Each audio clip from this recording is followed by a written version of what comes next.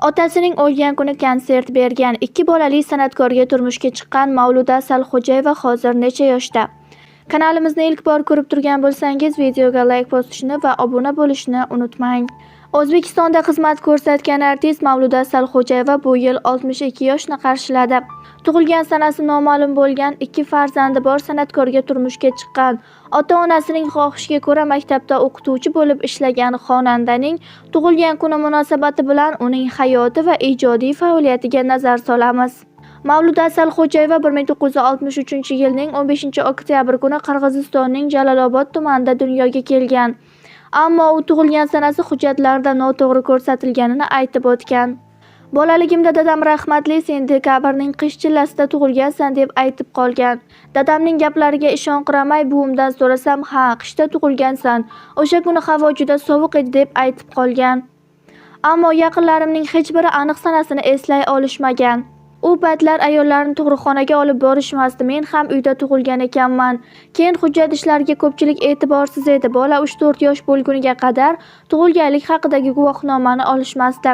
Menimcha yosh ham katta yoki kichik ko'rsatilgan bo'lsa kerak deb kulaman. Bolaligim juda go'zal o'tgan, oilada 7 ta farzand edik. Otam rahmatli Abdurahmon Asalxo'jayev o'z davrining mashhur hofizi bo'lgan. Onam esa shifokor edi, deydi xonanda Mavluda Asalxo'jayeva. Xonanda bolalikdan san'atga qiziqqani, ammo otasi uning san'atkor bo'lishiga jiddiy qarshilik qilgani haqida so'zlab berdi. Otam nihoyatda halim, kulib turadigan inson bo'lgan. Biror marta og'ir gapirganini eslolmayman. Qizlarga og'ir gapirmay, onam orqali gaplarni aytardi.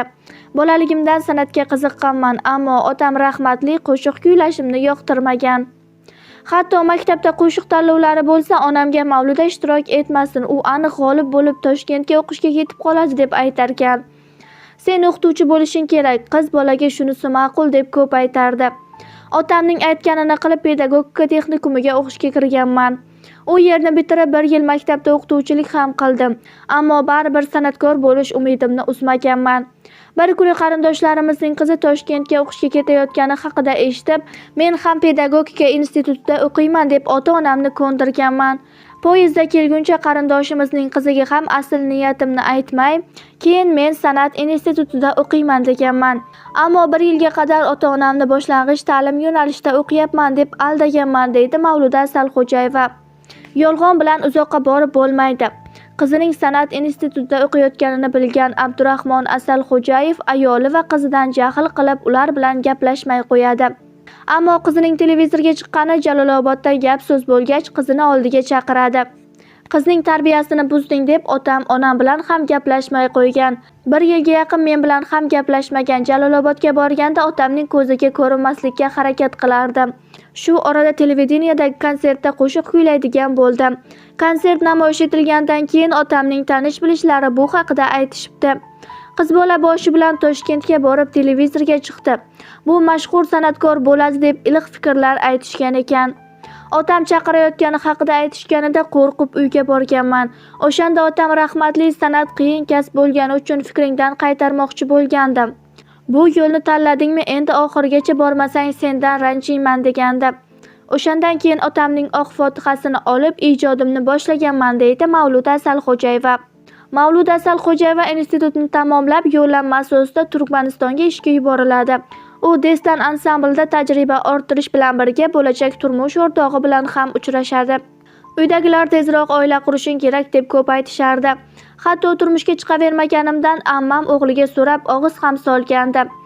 Onam rahmatli ammang seni kelin qilmoqchi deganlarida rosa jahl otiga mingandim. Hozir eslasam uyalib ketaman. O'shanda jahl bilan ammamning yoniga borib, o'g'illariga qarab senga turmushga chiqmayman. Men hali mashhur san'atkor bo'lishim kerak deganman. Hech gapdan xabari yo'q, ammamning o'g'li senga uylanadigan ahmoq yo'q degandi. Doim san'atni tushunadigan inson bilan oila qurish haqida niyat qilardim.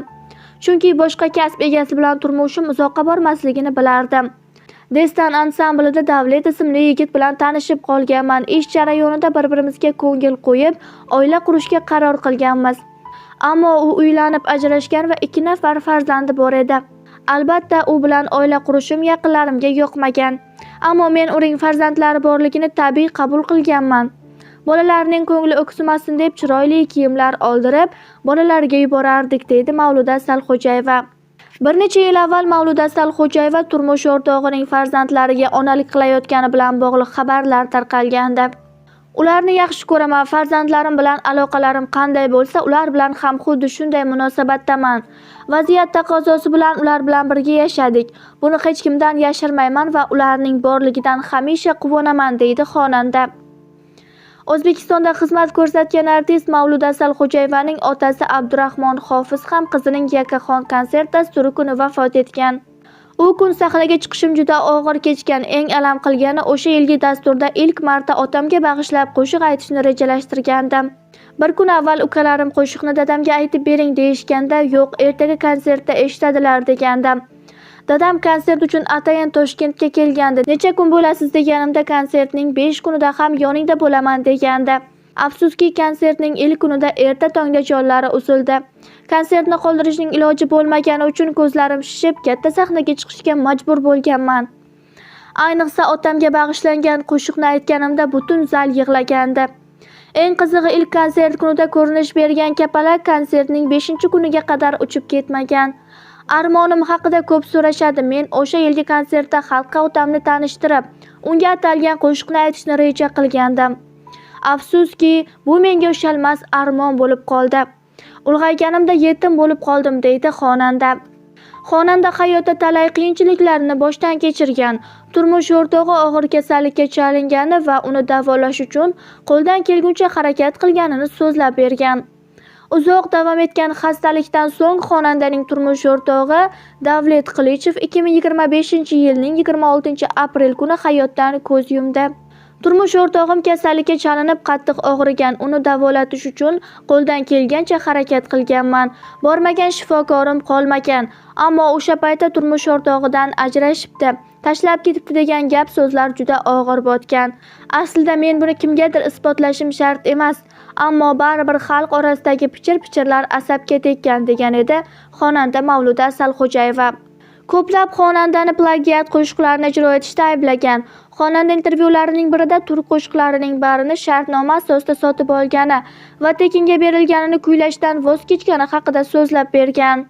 Turk ijodkorlari bilan hamkorligim bor. Plagiat qo'shiq aytdi deganlar yanglishadi. Ularning barini pulimga sotib olganman. Ammo bir gal Serdar O'rtachga qo'shiqlardan birini ijro etishga ruxsat berishini so'raganman. Qancha bersam rozi bo'lasiz deganimda, pulingiz kerak emas, roziman degan. Ammo bepulga berilgan qo'shiqni aytgim kelmagan, deydi Mavluda Salxo'jayeva. Ko'pchilik ijodkorlar armoningiz bormi degan savolni xushlamaydi. Negadir Mavluda Salxo'jayeva armonlari haqida gapirishni va bu kimlargadir o'rnak bo'lishini aytishdan og'rinmaydi. Yoshligimda ota-onamning omonat ekanligini his qilmas ekanmiz. Go'yoki ular hech qachon o'lmaydi deb yuraverar ekanmiz. Yoshim ulg'ayganida yetimlik nima ekanligini his qildim. Qattiq tushkunlikka tushib, ancha vaqtgacha o'zimni qo'lga ola olmadim. Hamisha yaxshi farzand bo'lishga intilganman, ammo bundan ham yaxshi bo'lishi kerak edi deb ko'p afsuslanaman. Ammo farzandlarim uchun yaxshi ona bo'la olmadim. Hamisha oldilarida bo'lib, mehr bera olmaganman deb o'ksiyman. Bolaligimda ko'p farzandim bo'lishini orzu qilardim. San'at sabab ko'p farzandli bo'lishga ham vaqtim bo'lmabdi. Allohga shukr, 2 farzandimning ketidan qo'sha-qo'sha nabiralar keldi, deydi Mavluda Salxo'jayeva.